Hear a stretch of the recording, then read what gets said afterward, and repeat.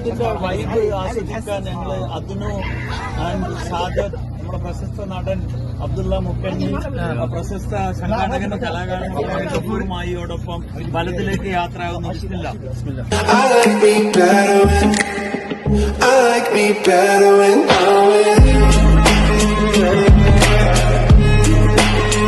ഇനി നമ്മൾ കിടക്കാൻ പോകുന്നത് ബലത്തിന്റെ അതിസുന്ദര മനോഹരമായ പൗരാണിക ബലത്തിന്റെ മാസ്മരികതയിലേക്കാണ് കിടക്കാൻ പോകുന്നത്.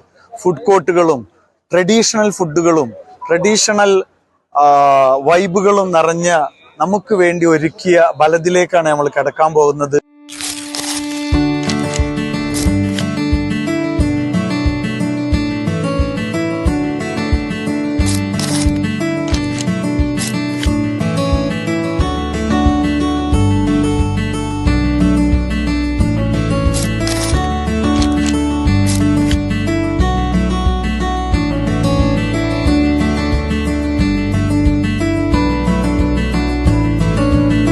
അതായത് ക്യൂൻസ് ബിൽഡിങ്ങിന്റെ ചോട്ടില്, ഈ ക്യൂൻസ് ബിൽഡിംഗ് പണ്ട് മലയാളികളുടെ ഒരു മൈൽ സ്റ്റോൺ ആയിരുന്നു.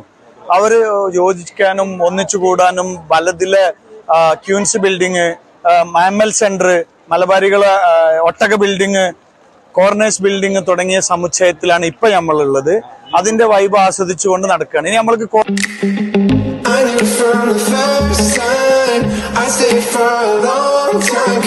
Traditional food കോർട്ടിലാണ്. ഇതായിരുന്നു പണ്ട് നമ്മൾ കഴിച്ചിരുന്ന കിബ്ദ.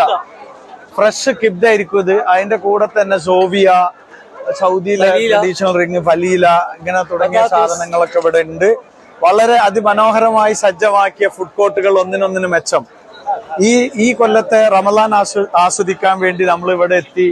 നമ്മളെല്ലാവിധ കണ്ണഞ്ചിപ്പിക്കുന്ന കാഴ്ചകളുമായി സൗദി സർക്കാർ നിങ്ങൾക്ക് വേണ്ടി ഒരുക്കി വെച്ച ഈ സംഗതികൾ നിങ്ങൾ ഈ പരിശുദ്ധ റമദാനിൽ നിങ്ങളുടെ നോമ്പിന്റെ ആലസ്യത്തിൽ നിന്ന് വിടർന്ന് ഇവിടെ വന്ന് ഇത് ആസ്വദിക്കണം.